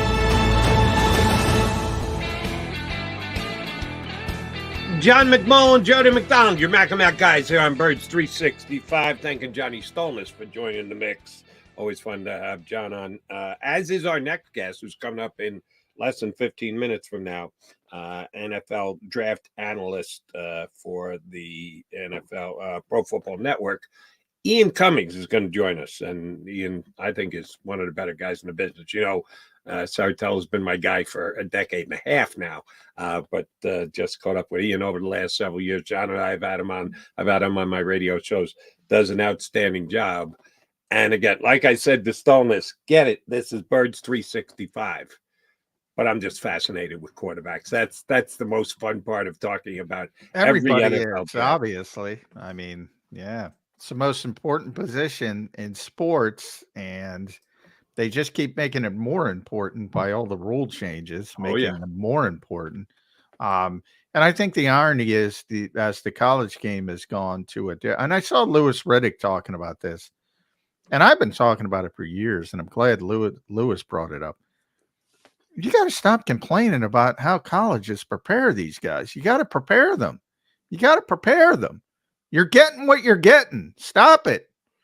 I get that. I was talking about developmental aspect of you know, when we were talking about Justin Fields versus Kenny Pickett. Too many people think you draft a player and that's it, and it stops there. No. And that's why you see so many quarterbacks failing, because they're not developed correct. It's not like they don't have talent. They don't have the proper supporting cast, and that could be not only on the field. On the field tends to be obvious if you have a bad offensive line or a bad receiving group and yada yada yada. That's obvious, but it's behind the scenes as well. Coaching staff, scheme, how you develop these guys, how you practice, and you know, we don't get to see that from day to day. But when you see a quarterback fail who was taken in the top 5 or top 10, it's not because they don't have talent. I guarantee you that they have talent. It's something else. Well, but here's where I might diverge a little with you. They have talent in what they do. Look, what Louis Riddick said has some merit, but when you take it too far, that's when it becomes an issue. You can't whine about they're not prepared to play in the NFL on the college level. That's not their job. Exactly. Their job is to win college That's football what he's games. saying. Their job is not for making someone a better NFL player after they've left the school. And anyone who thinks that that's their responsibility or put too much emphasis on it, that's your problem. You're just flat out wrong. But here's where I will at least defend the NFL teams. Some of it is projection. That you're seeing a player play within a system, doing specific things that you then have to project. This is where the John McMullen theory comes in, and coach them up and develop them and make them better players. Well, that's where you can drop the ball. You can either not develop them well enough, or you can misevaluate them. That you see a talent. And we're going to have Ian and I coming up in just a couple minutes. He put out a tweet about Zach Wilson. I'll take a victory lap here because I was right about Wilson, and I thought he was well overrated, surely overdrafted by my team, the stinking Jets with the number 2 pick. Yeah, he did things at BYU, and they had a different type of offense. And every once in a while, he'd throw this unbelievable 35-yard on a line, streamline, your perfect in stride, and people would get wowed by it. Oh, my God, he can do that on every single play. No, he can't. That's a once every 4 games type play. And the rest of the time, he's overthrowing pass right. He doesn't have a feel for the game. He doesn't have smarts for the game. But you see that one highlight play and you go, oh, we got that. He's got that in his bag of tricks. We'll make everything else happen. No, you won't, because you misevaluated the player. You didn't look at the big picture. You didn't look at the whole thing. So it isn't every single player has the talent to be selected where they're selected. Some teams actually make a mistake and misevaluate the talent coming in. Some come in, misevaluate how much they're going to be able to coach the guy up and make him a better player. It's not always about the coaching. Sometimes they just misevaluate the talent when they draft them. Well, I'm talking. Yeah, I've never seen, and quarterback's a little bit different. I will say I've never seen a positional player taken in the top 10 in the NFL draft who didn't have the physical talent to play in the NFL. So from that standpoint, quarterback's a little bit different because they get pushed up the board. And I hear what you're saying because of the value of the position.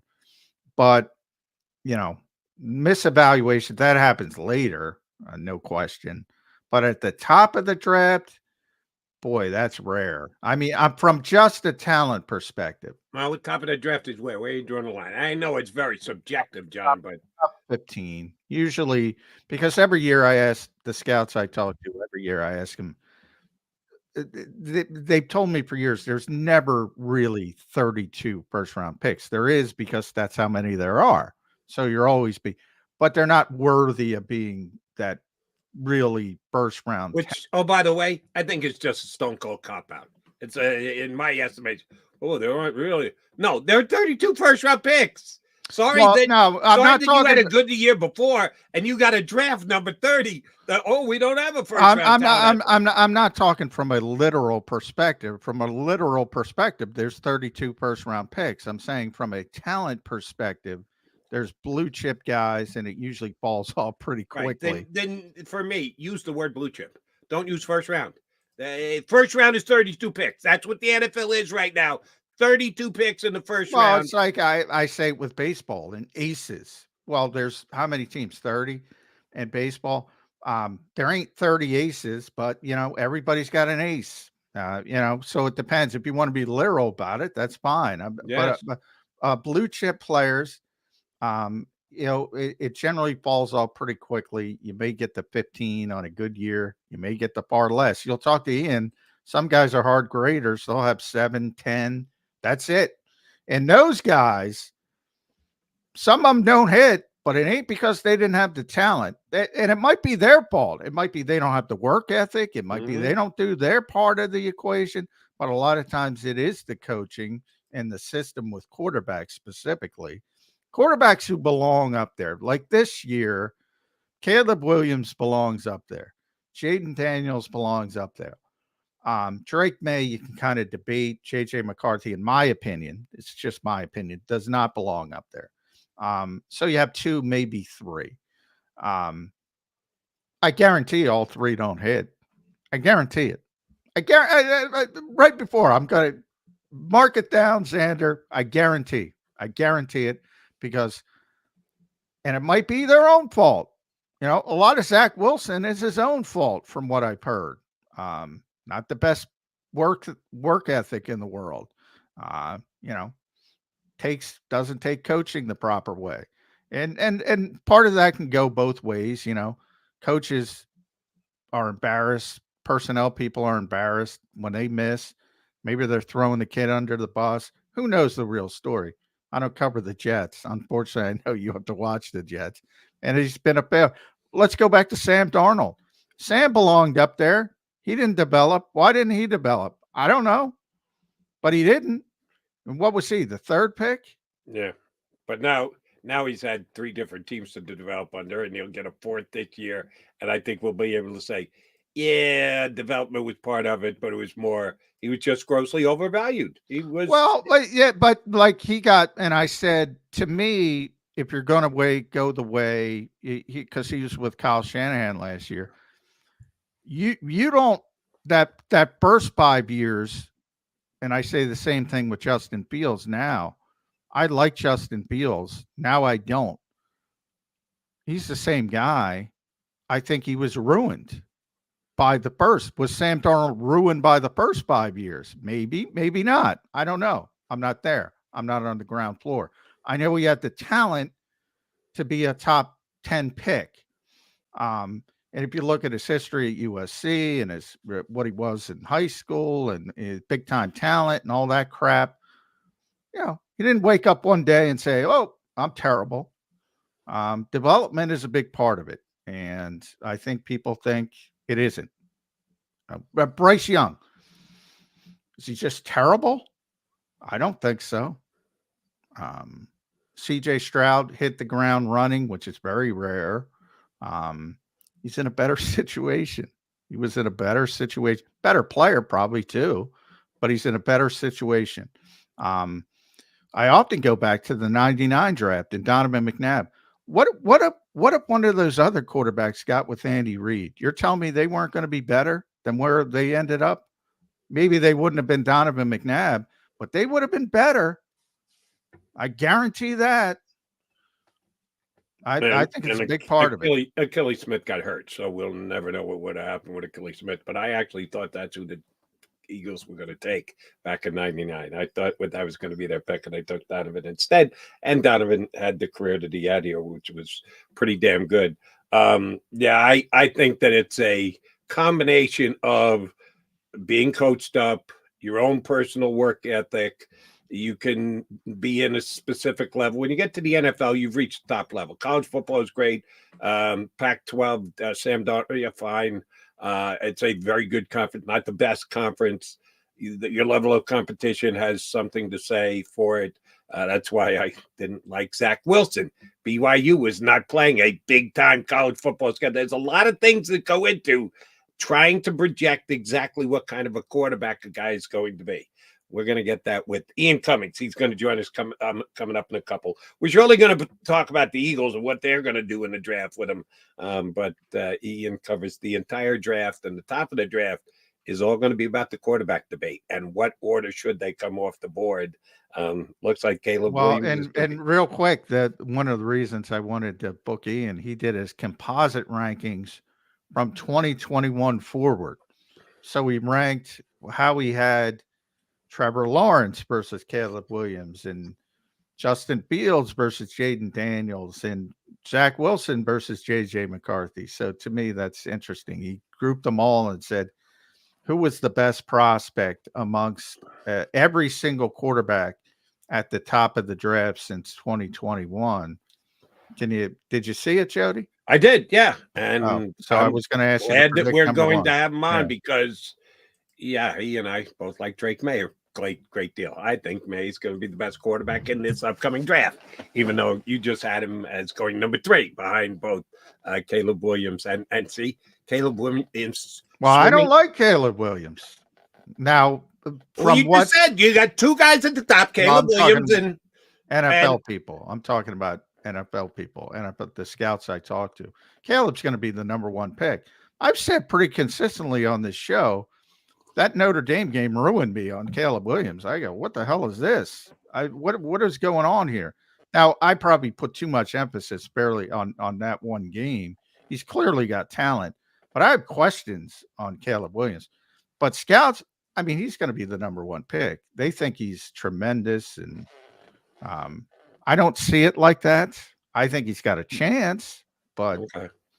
You made it sound like here's how I see the quarterback, because I just come off asking you, or Johnny Stolnis, to personally rank the quarterback for me, not what someone else thinks. I thought that was the way I prefaced it by saying the scouts I talked to like 3 guys each year who I kind of lean on, and that's who I kind of proven guys in the industry, teams they work for, and that's who I kind of lean on.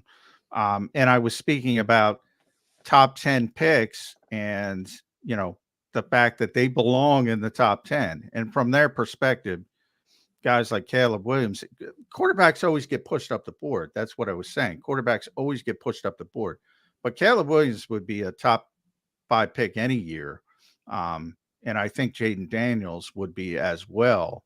Drake May. Now, when you say I think, is that your opinion on the quarterbacks or your opinion of what's going to happen? My opinion on the NFL. What's going to happen? Yeah, I think Washington is the key to it all, and I think they're going to ultimately lean towards Daniels at 2. They could go Drake May and surprise me, but I would lean towards. Do you think that would be a mistake by the? Not because of who they have, Cliff Kingsbury running the offense. I think Daniel, but plus I like Daniels. I think he's a great prospect. I think he's a playmaker. I think he's just the modern NFL playmaker. I think that's Jaden Daniels. Yeah, I'm more of a May guy over Daniel. I don't dislike any of them, but I have since last year in October, I got on the Drake May bandwagon pretty damn early when he just took over for Sam Howell as the starting quarterback for North Carolina. I think Drake May's got to get to a Shanahan, Kubiak offense, and there's a lot of them, but I think that type of team has to take Drake May, or he's in trouble. Yeah, I think he's a stone cold talent, and he'll be able to, unless he goes to a Bears type organization. I think he's going to be really good. I don't think he is. I think his talents will overcome a specialized need of a top level offense. I think his talents translate in a lot of different offenses. We'll run it by the guy who knows better than us, because that's what he does for a living. Did we get him out of bed? Wait till you see Ian Cummings. He looks like he's ready to go lift some weights. Going to do a little workout with us. He's ready for us. Ian Cummings, NFL Draft Network, coming up next here on Birds 365.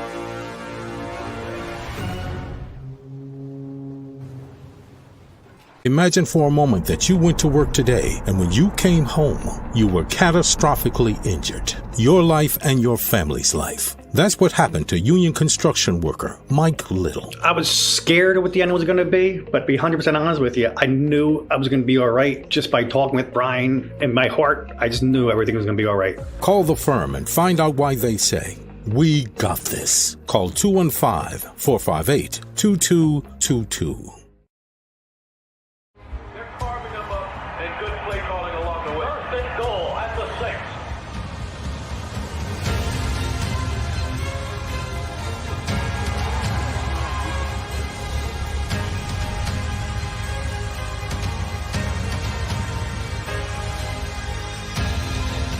Field of life, First Trust Bank is there for you. Champions on 3. 1, 2, 3. Because Philadelphia dreams deserve a Philadelphia bank. Underdog Fantasy is the easiest place to play fantasy sports, and certainly the easiest when you're watching the NBA. And the NBA playoffs are almost here, and you can win money making picks. What are you waiting for? Sign up on UnderdogFantasy.com and use the promo code WIN. An Underdog will double your first deposit up to $100. That's UnderdogFantasy.com. Use the promo code WIN. Get ready for the NBA and get ready for the NBA playoffs. Go to UnderdogFantasy.com. Use the promo code WIN.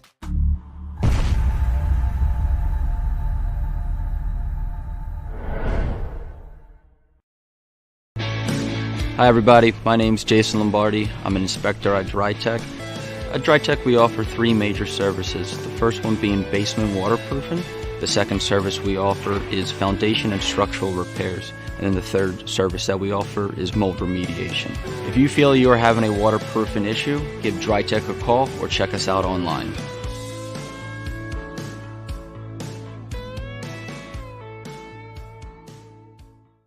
Do you stream on a Roku, Fire Stick, Google TV, or Apple TV? Now you can watch 6ABC 24/7 with the 6ABC Philadelphia streaming app. And the big story on Action News? Search 6ABC Philadelphia and start streaming today. EAGLES. Eagles.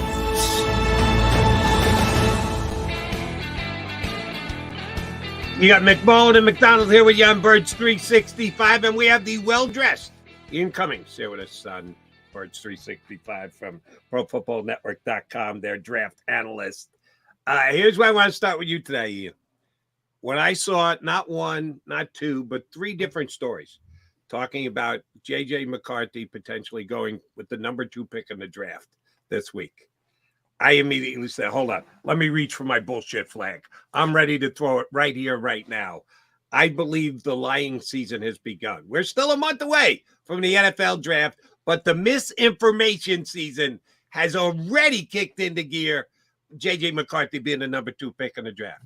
Am I off base? Am I just woefully wrong and he really could go number 2 as per your opinion? Or do I have this nailed? People are already starting to put stories out there. Give it to information, guys. Get it out there into the general public that, wow, he could go number 2. And they have ulterior motives for potentially doing something like that other than selecting a player like that high. Well, it's misinformation season, and that always happens this time of year. We saw it with CJ Stroud last year in the S2 score, all of that entire fiasco. Yeah, so I think it's a delicate balance because you need to understand that you are in misinformation season, right? So you got to be cognizant of that. But at the same time, whenever I hear something like that, I try and acknowledge why it might be possible, right? Play devil's advocate in your head too. When you look at JJ McCarthy and what he did at Michigan, he's a winner. We know NFL teams like that, right? I don't use QB wins as a statistic that would sway me personally, but hey, when they have success, that is something to take note of. And you look at a lot of the soft skills that a QB does well. Mechanically, he's very clean. He's got a good arm. He's got very good athleticism. And then all the reports of his mentality, his character are glowing, right? So I look at his age as well, only 21 years old compared to Jaden Daniels, who's going to be 24 in December, I believe. So teams might look at that 2-year developmental runway and look at McCarthy and say, hey, maybe in 2 years, he could be at the level that some of these other guys are at, right? So you play devil's advocate and you look at why it might be possible. He's young. He's talented. He can operate an offense in structure. He can give it to the running game when you need him to. He's accurate. He's got great mechanics. So I think, to me, it's a little too rich. It's a little too rich, but I can understand why some teams might feel that way. But to your point, yes, we're in the thick of misinformation season, so you got to take everything with a grain of salt. Yeah, and I think they're trying to get somebody like Minnesota or somebody like the New York Giants to pop up and go give them something astronomical to go get a player they might want. It's interesting, quarterbacks. Jody and I were talking about it. I saw your composite rankings going back to 2021. I love those because I always like to see where guys rate compared to others, guys who hit or missed. So I think that's a good exercise.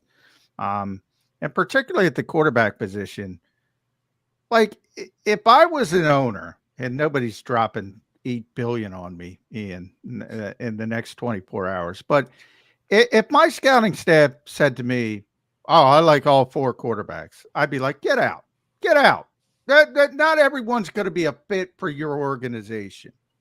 And that's what Jody and I were discussing before you came on. Development, fit, scheme, coaching, all matters. How much do you weigh that when you start looking at your, obviously not the evaluation of the prospect, but where they're going to fit in the draft and how that's going to affect them? It's something, again, you want to be cognizant of for sure. Now, I'm a media scout, right? It's my job to write articles that people can, consume and that they can learn something about these prospects, right? So I understand that my perspective is limited. I'm not in the interview room with these teams getting the insight on their character on the ground level, right? So there's some things about these guys that I would love to know that at a certain level I can't. And you got to accept that with your perspective and the limitations of that. For me, scheme fit is more towards, like you said, kind of projecting the best fits for them, right? Like Jaden Daniels, we've seen him in the Commanders conversation a lot. And I think one reason for that is Cliff Kingsbury comes from an offensive system that integrates a lot of spread looks, right? And you look at Jaden Daniels at LSU, Malik Neighbors, Brian Thomas Jr., a lot of 4 wide receiver sets that are spreading the field and allowing him to work vertically with that accuracy down the field, but also the spread looks spread out the defense and allow him to use his athleticism as a running threat too. So you kind of take their traits and you infuse them and kind of channel them into those certain schematic fits. For example, the Patriots, Alex Van Pelt, that offense, you saw what Joe Flacco did down the stretch for Cleveland last year. Drake May is a big-armed guy who has that drive velocity to capitalize on those stacked looks down the field too, seam balls. That could be a fit as well. So for me, it's something that I don't confine anyone to a certain range, but you take their traits and you apply them to certain scheme fits and you kind of delineate what might be better for them. And one of the guys who's been out there trumpeting for J.J. McCarthy, of course, is his former coach, Jim Harbaugh. I think I saw a quote where he said, greatest quarterback to ever come out of Michigan. That Brady guy turned out okay. I don't know if Jim missed that, but if he really feels that way, why aren't we talking about a Justin Herbert trade? He's at number 5. I'd have take a pretty good bet here that J.J. McCarthy's sitting there when he's on the board. If he loves him that much, why not take him there, Coach? He's completely in charge of that. You talk about turning over the organization. Our boy's got the keys, the kitchen sink. He's got everything he needs in LA. Why'd he go get his quarterback if McCarthy's that good? Yeah, that's the tough part of it. And also, he had a chance to join the Falcons as a head coach, right? Would have had an opportunity to trade up from number 8 if he wanted to for McCarthy. So there were other avenues for him. For Harbaugh, I think it's just, choosing the right path for him. And obviously Justin Herbert is a top 12 quarterback in the league when he's on his game and when he's properly supported. So I think walking into that, it's tough to pass up too. But at the same time, when you're with a guy like McCarthy for 3 years, you see a lot of him behind the scenes. So I respect it. He's kind of pumping him up and kind of sharing what he's seen, which is worthwhile, especially to these NFL teams who are going to invest in that behind the scenes as well. All right, let's get to your composite ranking. So we're going back to 2021, and I think we all thought at the time Trevor Lawrence was about the cleanest prospect, at least since maybe Andrew Luck at the quarterback position. And he's been good, but I don't think he's been great. He was number 1 on your composite list. I think most people would still agree with you because there's still, I think, the upside, and you see, and we'll see if he can continue to go in a positive direction. 2 and 3 over that time, ahead of guys like C.J. Stroud and Justin Fields, Anthony Richardson, Bryce Young, are Drake May and Caleb Williams. That's pretty good. What stands out about those 2 particular prospects that they're so well valued, even compared to prior years? Yeah, and one reason I wanted to share this composite list is because every time you release a list, you have number 1, number 2. Drake May has been my QB1 by a really slight margin the entire process, but I wanted to share this list to kind of contextualize how close they are. They are neck and neck. Like, it is basically a tie for them, and they're both guys that I'm extremely high on.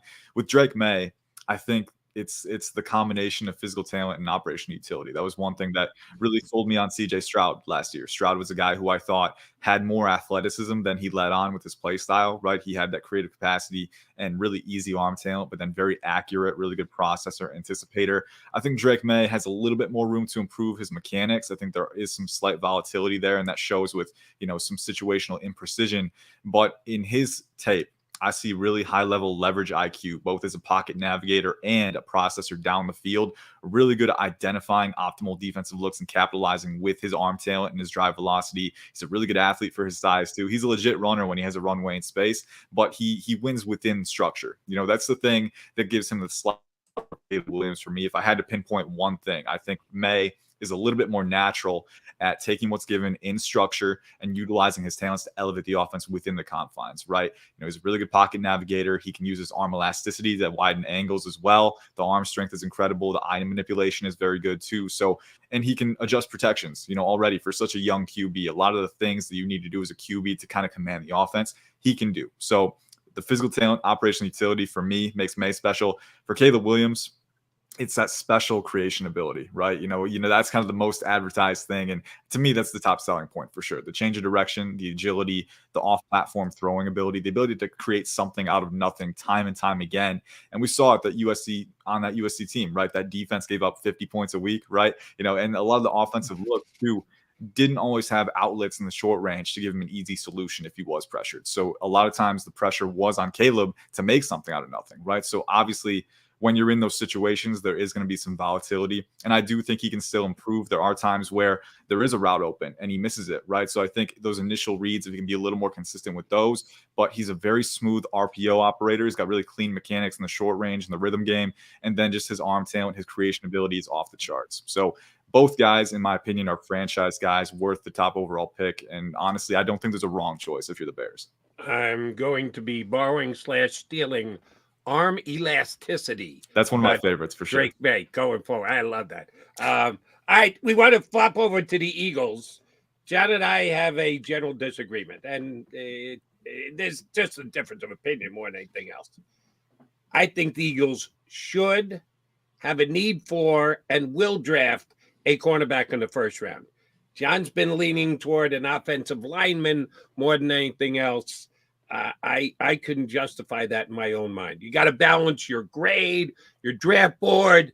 Do you move a guy just because of positional? I'm not saying that, but I think there'll be a group of players at those two positions, both offensive tackle and cornerback, that will be very closely rated to one another. And I think the Eagles will take a cornerback. How many assuming they stay at 22, which we know Howie almost never does. He usually moves up or moves down. But for the purpose of today's conversation, we got to lock them in somewhere at 22. That's where their pick is. How good a cornerback is going to be on the board there? How good an offensive lineman is going to be on the board there? I know it'd be really nice to know who the 21 guys who are already off the board, but we're going to ask someone who understands the draft as well as you to speculate. At 22, cornerback, offensive line, how good are the Eagles' choices going to be? I think you have a little bit less volume at the corner position. I can see my top two are Terrion Arnold and Quinyon Mitchell. I don't see either one being available at that pick. I think your top option is going to be Kool-Aid McKinstry from Alabama, which he's still a top 20 prospect for me. I know he's fallen under the radar a little bit, but I love his man coverage game. He's so disciplined and smooth technically, really fluid in zone as well, really smart processor, swarming ball skills, really savvy in run support too. So Kool-Aid McKinstry to me is still worth the pick. And if he's there, I think he's the top option. There are other guys like Nate Wiggins from Clemson who ran in the 4.2s at the NFL Combine. He's got really good recovery speed, a little bit lighter, a little less play strength and press for me, which kind of concerns me a little bit. But with his route recognition, I could see him being worth the pick too. So I think Kool-Aid, Nate Wiggins, maybe Cooper DeJean if you want to take a swing on him, but I project him more to the safety position at the next level. I think he can play either spot, but in press man, he's a little muscle bound, a little stiff in the hips sometimes on sharp redirections. So that's what concerns me there. So if you want a guy who can play CB and safety, I would look at DeJean, but if you want a pure corner, Kool-Aid McKinstry, Nate Wiggins, probably the top two guys. Offensive tackle, yeah. I was just mentioning McKinstry because of the injury. It was so interesting. I think he's got a Jones fracture, but he worked out. Yeah. And then he's going to have surgery after. Boy, that concerns me. Have you heard people being concerned about that? Maybe that dropping him a little bit because the talent is there, but boy, that's a strange injury. The fact, I can go run a 4.3 or whatever he ran, and then I'm going to have surgery. That concerns me. Yeah, it's a little interesting. If it were me, maybe I would have waited to be 100%. But also, we know how valuable the metrics can be, right? And to run a 4.47 with a Jones fracture, still recovering from that, it's impressive. But at the same time, you do wonder, foot injuries especially are injuries that can linger or get re-aggravated pretty easily. He's got a full offseason to recover from that. So for me, it's something I'm going to keep on the radar, but not something that's going to scare me off too much because he does have time to get to 100% from it. So, it's one thing to, again, just be cognizant of, but not going to let it kind of overrule me because I like him enough to take him at 22 from a talent perspective. And then to Jody's point, the volume, that's where I was with the volume of tackles specifically in this draft. And my standpoint is, well, somebody's got to get pushed down the board because everybody's not taking a tackle. So I think there'll be tremendous value if the Eagles stay put, which they probably won't. Oh, for sure. Yeah, you've got Joe Olufashanu at the top, Troy Fatanu, Amarius Mims. You got Tyler Guyton. I think Guyton could be available there, and he's a right tackle. And also you have Lane Johnson to start for a year or two before he gets thrown into the fire. So I like that one. If they're willing to wait on it, Tyler Guyton to me has one of the highest dividend potentials in this class, 6'7", 325, I think over 34-inch arms, really explosive, really flexible, really good recovery athleticism. The hand usage, the precision is a little raw right now, but that's exactly what he needs, is time to sit and learn behind the scenes. And then even after that, you've got guys like J.C. Latham, Kingsley Suamataya, right? Jordan Morgan, if you want, he could slide inside to guard in the immediate timeline too. So there are a lot of options for you. The only tough part is too, there are developmental guys on day two if you want to wait, like Kieran Amagaji from Yale, Patrick Paul from Houston. You got guys like Roger Rosengarten from Washington. There's so much depth in the day two range as well. You could easily pick a corner at 22 like Kool-Aid and then maybe come away with Rosengarten in round 2 or round 3. And I think that's just as viable of an outcome. Jody, you're muted. I'm a little bit more of a Wiggins guy over Kool-Aid because, as John mentioned, that injury does scare me a little bit. Yeah. And I think Wiggins is overall athleticism. I understand he can put on 5 more pounds of muscle, but I think he's got a chance to be an all-pro corner. That's where I'm hoping they're going. We'll have to wait and see. Offensive line, you gave us the rundown on the tackles. Jason Kelsey retired this offseason, and everyone just expects they're going to move Nate Herbig to center, which we had fun with this week because the head coach admitted it to Tom Pelissero of the NFL Network. Oh, yeah, he's going to be our center. Then when he met with the rest of the media the day after, he goes, Well, we're just going to have to wait and see. Come on, coach. Quit your because around. Anyway, there seems to be one guy, the kid from Oregon, Jackson Powers Johnson, who seems to have separated himself from all the other interior guys in the offensive line. Number one, is he getting down to 22? Number two, if he does and the Eagles decide to go there, is he worth that kind of pick? How good a player is he? Yeah, and real quick before we talk centers, I want to ask you guys, Cam Jurgens, what's his status? Is he potentially going to move? Because I know he played center at Nebraska. And he's going to be the starting center. Okay. Yeah. Now, Nick, that's what Jody was saying. Nick, at the annual meetings, the owners' meetings, Nick talked to Tom Pelissero on Monday and said, yeah, Cam's going to be the center. And then Tuesday, he did his competitive advantage thing. Well, we got time. But yeah, Cam Jurgens is going to be the center. Be very confident. That's a good thing for you if you're looking at interior line in round one, if you want to, because Jackson Powers Johnson played center at Oregon, but he also translates really well to guard, I think. So if you want to put him at guard, you can play him there, put him at 22. I think there's a decent chance he'll be there at 22. There are some teams like the Seahawks at 16 could take him if they really like him. The Steelers, I think, still need a center, so they could take him at 20 if they really like him. But I think there's a decent chance that he falls because there's just so much talent at wide receiver, offensive tackle, other positions that could push him down the board. So it's possible if you get to day two and you still need one. Zach Frazier, I like a lot. He's probably confined to center, though, so doesn't have quite as much guard versatility. Tanner Bortolini, early day three, is a guy that I would circle if you're looking for a center guard hybrid with that elite athleticism. He had like a 7.16 3-cone, which is 99.9 percentile. Really athletic, really explosive. His leverage management, his pad level can improve a little bit. His base load against power, but he's got some of the best athleticism in the class, I think, especially in heavy outside zone scheme. His mobility, his ability to drive in the run game is one of the best. So he'd be a very nice investment too. A lot of people have argued that the Eagles are going to have to outscore people, and they already have all these playmakers, A.J. Brown, Devontae Smith, Dallas Goedert. They add Saquon Barkley to the mix. Hey, why not go get another receiver? I've seen a couple high-profile draft analysts say maybe they'll take a receiver. 22, it's always about more than 1 year with Howie Roseman, too, so he knows probably can't pay A.J. Brown, Devontae Smith once Devontae gets an extension. So you want to get that younger receiver in under a cost-effective deal. If you're looking at 22 and saying receiver, give us a couple names. If Brian Thomas Jr. is there, which I don't expect him to be, but on the off chance he is there, I think you run that card up 6'3", 209. The speed is incredible with him, 4.33, and it shows up on tape. Slot fade god. He can separate like anyone else. I think his flexibility is top tier. He's still refining his route tree and his nuance, but there's some really high-end flashes of blind spot awareness and leverage IQ, and then his ability to attack the football on the vertical plane is unmatched. So Brian Thomas Jr. for sure, Xavier Worthy, but if you're thinking they're going to re-sign Smith over Brown, I would probably lean away from Worthy just because he's a little lighter and it might be redundant with Devontae Smith, but his speed is incredible too. I mean, 4.2, 140-yard dash, generational, and he knows how to use it as a route runner, so that's the fun part.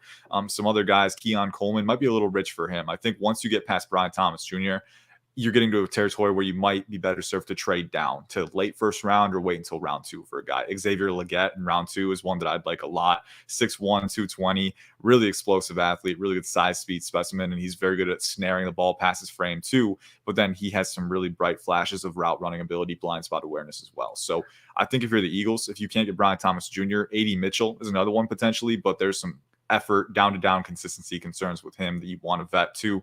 I think the best option is trade down in round one or wait until round two. But Brian Thomas Jr. round one, Xavier Legette round two. Those are probably my top options for them. They've got a couple of second round picks. So my guess is that's where if they're going to go wide receiver, that's when they're going to go. Guy you and I have discussed before, I'm a big fan of. You're going to tell me where you think he's going to come off the board as per his talent. I like Jalen McMullen better than Polk from Washington. And some people have Polk rated ahead of McMullen. I had McMullen ahead of Polk. Nobody has him ahead of Roma Dunze. He's the best wide receiver they had, and he's coming off the board in the first 6 or 7 picks. But where's McMullen going to be drafted? Where do you think on the board is it going to be in the range where the Eagles have a second round pick? I think it would be either that late second round pick or somewhere in round 3. I think that's where it comes out the board. He's a top 75 talent for me personally. You mentioned we've talked about him numerous times, so checking all the boxes. But the vertical speed for sure, the route running nuance, the ability to cut stems at sharp angles and really manipulate DBs into optimal leverage angles. That's very strong with him. He wasn't 100% healthy in 2023. And when he was on the field, I think that affected his confidence at times. You saw a few more focus drops, but generally he has good hand technique too. So I think he's a guy who can play the boundary or the slot, just a really reliable separator with that vertical speed to stress defenses too. So I would take him in round 3, early round 3. Jalen Polk, I like a lot as well. I think Jalen Polk is really good in terms of, he's kind of a Puka light, that Puka profile, 6'1", 203, Ooh. 32 inch arms. Now I'm listening to Puka profile. The universal, the two things that caused me to say that, because I know it's a lofty kind of comparison, but he's got universal alignment versatility. You can use him on motions. He's a good blocker in the slot, out wide, and then he has incredible hands, strong hands at the catch point, just hands of glue. Even when he has a defender inside his frame, he can corral it, pass his frame, gather it before it's the ground. Just really reliable converter, and he has enough explosiveness to create late snap separation too. So big fan of his, big fan of Jalen. I think at varying spots, you get either one of them, you're getting a weapon for your offense. Now, as an Eagles reporter, Ian, I would have immediately shut you off when you said motion, because they don't use players in motion. Hopefully Kellen Moore changed that, so maybe that factors into the equation. At IC_Dread, make sure you follow Ian, ProFootballNetwork.com. You can tell he knows his stuff when it comes to the NFL draft. One of the best in the business. I should have started here. I'm going to end here from my last question for you. True blue chip prospects. Jody and I were talking about it before you came on. Never gets to 32. That's what I was talking about. There's never 32 of them.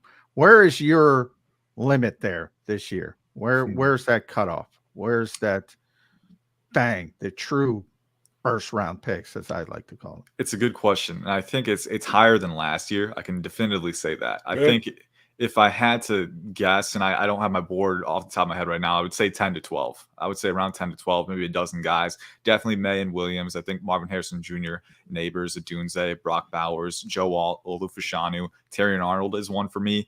Johnny Newton, Dallas Turner. So you're up into the 10-11 range there. I think, it's almost a dozen, and that's a good thing, because those guys will probably go early, but they're going to push down some of the other really highly rated early first round guys. I think it's a good chance for the Eagles that one could be available at 22. We know the board plays out differently every year, but there is potential energy there for sure. And here's where I am going to once again gruffly disagree with the usage of certain descriptive adjectives. Only 12 first-round draft picks. No, there are 32 first-round draft picks, okay? I'm not being literal. Blue chip. I'm being literal. If you want to call them blue chips, okay, there's only 12. Well, then you got to come up with a different color blue. Is it navy blue chips? Aqua blue chips? Because you got to fill out the 32, and it's just isn't me being a dick. There are rules in the NFL that separate the 32nd pick and the 33rd. That's why teams trade up to the bottom of the first round, because you get that 5th round of his contract. So if you're going to have a separation, not only on nights, you got to watch the first 32 picks, then you got to turn out for 20 hours. Then you got to come back for day 2. Forget about that. There are actual rules within the league that differentiate between 32 and 33. Yeah, so we got to come up with a blue color-coded system. That's a different conversation. That's about contracts and strategy and things like that. That's part of it. You're talking about taking picks, and then they have to be fit into the rules. I'm just talking about the scouting world, and Ian can tell you that I didn't come up with this. I talk to scouts every year, and they're the ones who tell me. There's never. I'm calling the scouts out. If you're just passing along information giving to you, John, that's fine. I'm calling out the scouts. You got to come up with a better way of describing it, much like legal tampering. There's no such thing. You got to do better than that, than just, there's only 12 first-round talents. Well, they don't have to do better for you. They don't have to do better for you. Yeah, they do. Yeah, they do. Hey, I'm talking right now. People can turn the hell off if they want, but you're not going to shut me up, and neither are any NFL scouts. Do better, scouts. Come up with a better way of labeling first-round picks. The point is, there's a certain group of players each year and then they're above everybody else, and then there's a drop off, and then there's another drop off, and then there's a drop. And Ian can tell you that's how you stack your board, and that's why there's first round picks and second round picks and third round picks. But yeah, the difference in reality, 32 and 33 is a little bit different because, as you mentioned, from a contract standpoint, there's a difference with the fifth option year. But then if you go down, for instance, between the second round in 64 and 65, what is the difference? But one guy will forever be termed a second round pick and the other guy will be a third round pick. Is there really any difference between 64 and 65? No, not really. Much not in the less real than world. the difference between 32 and 33. Yeah, but that's contract related. Yeah, That's that kind of contract. counts. It's kind of That's not evaluation. You're dismissing it. That's not evaluate. We're talking, Ian's an evaluator. We're talking about evaluation of players. Talent-wise, what's the difference between 32 and 33, Ian? Well, it depends on how the board falls, man. I mean, Yeah. there's always first-round guys that fall. I will say, Jody, I'll work on that as a side project. I'll work on the terminology. That's why. I'll That's why explore you're it. as good as you are. You acknowledge. No, 32 and 33. Yeah. I mean, other than you get the extra year. And that's why people over the years, Yeah. a lot of teams have traded. Lamar Jackson was the 32nd pick. Teddy Bridgewater, I believe, was the 32nd pick because teams want that 50-year option. Correct. And I've had this discussion with Howie. Sometimes you don't want a 50-year option at a position. If you like a player, you don't want that. Running back was what he was talking about at the time, ironically, because he signed Saquon Barkley now. He said, you don't want a 50-year option with a running back because you don't want that big spike. So, yeah, that's different. Right. So That's not about evaluation. Do they evaluate the talent on draft night differently because the guy is playing a position that you don't want a fifth round draft pick? Well, then maybe you drop him out of the first round because you don't want to take him. That's why I say you need a better way to describe it than just, well, there were only 12 first round talents in the draft. You got to do better than that. Well, there's more to it than that. All right. I'll tell the scouts around that. Yes, It's not please, up to Jody. Please pass it along to all the scouts, and Ian's already acknowledged he's working on it. I think he'll probably have blue chip is the blue chip is blue chip is okay, term. but then you got to have different colors of blue because there aren't 32 blue chippers. Aquamarine, sky blue. There you I'll go. work on it. I'll work on it. I'll get the Absolutely. color palette out. We'll be good to go. All right. When do you put out your next mock draft? Next mock draft, I got one more, and it's, I think, after April 20th. I'll have to check the schedule, but it'll be in the lead up to the NFL draft. So it'll be right there on the doorstep. My final big board will be out the week of April 15th. That is my finalization date. How deep do you go on the big board? I'm going to go as far as I can for this one. I've been going to top 300 for the weeks leading up, but for this one, I'm going to go past 300, just kind of, get as many names out there as I can watch. So, we'll try and cover as much ground as we can. And if you had to break down those into colors, you'd need like a color wheel. You'd have to do for sure. some serious color research to be able to say where the drop off is. Oh, we've dropped the color. Here we go. From 197 to 198, we now are in magenta. Should be something you should be thinking about. Ian, always great, buddy. Appreciate it whenever you come on board. We're going to have you back on before the draft. Thanks for doing it today.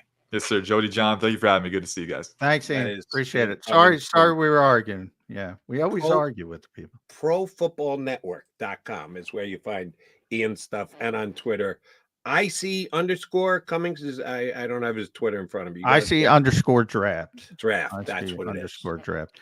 By the way, Bill Belichick was, I believe, 70. The 1 year is the lowest draft board I've ever heard. NFL teams don't go 300 deep. They typically go 150-ish, somewhere in that range, maybe even a little bit lower. They're really targeted. They only like certain guys, and Bill was down to 70 1 year, which is crazy. It's crazy. Yes, stupid would be the way I would describe it. Hey, if I'm the guy who's in charge, we got to have at least one player for every player that could be drafted. And it's 7 times 32, which is 320, whatever it is, 220. And then they add in the compensation picks. So about 240, 250. You got to have a draft board at 250, not 70, Bill. Do you just get lazy in your old age, here, buddy? Yeah, well, that's how deep they target them, because it's not about all 70 of those picks aren't the 70 best players. They're very savvy to the point they understand where their picks are going to be, and they only want certain guys at this pick and certain guys at this pick and certain guys at this pick. And yeah, I think it's the exact opposite. I think it's savvy. 70's a little bit light, but he didn't have a lot of picks that year. And that was part of it as well. But you're targeting each position in the draft. In other words, it's not that, you're not going to get certain guys at 22, the Eagles is what I'm saying. Mm-hmm. So, they can talk about it and talk about Caleb Williams, but what's the point? And they don't want a quarterback anyway. I don't want to go down that route. But so do you think the Eagles won't even have Caleb Williams on their board? Not they'll have a not on their internal board of people they could potentially draft. No, he will not be on it for the obvious reason of he will not be available. So Agreed. Why is he going to be on? But then you can kid yourself by saying, we at 22, we got our 14th ranked player. Yeah, because you didn't have Caleb Williams on your board. You didn't have Drake May on your board. Yeah. You didn't get the 14th player. You got your 14th on your board because you eliminated some everybody gets everybody they want. So the Eagles. That miraculous or what, John? It is. Is that not the most miraculous thing? However, yes. Who was I talking to the other day? Are you a UB Brown fan? I love UB. Love UB. He's friggin' 80 years old, and he's still sharp as a tack. Great analyst. When he's doing a game, I specifically stick around because he's that good. It was one thing I hated about UB Brown. He did the draft for years for ESPN. They had the NBA draft. There was never a pick, including the 59th pick of the draft. There's 60. The next to last pick of the draft. Yeah. What a fit. Yeah. Holy mackerel, does this guy work for them? Yeah. I can see exactly where he's going to dominate from. He's the next to last pick of the draft. UB can't be that good.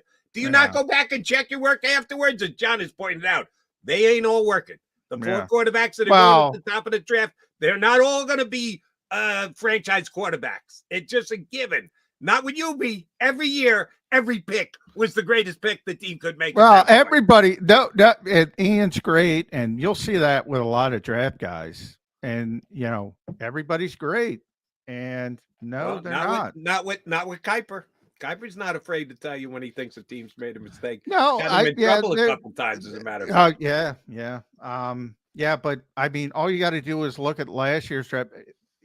There are a lot of misses, and it's not a perfect science because you're dealing with human beings. Exactly right. It's like a job interview.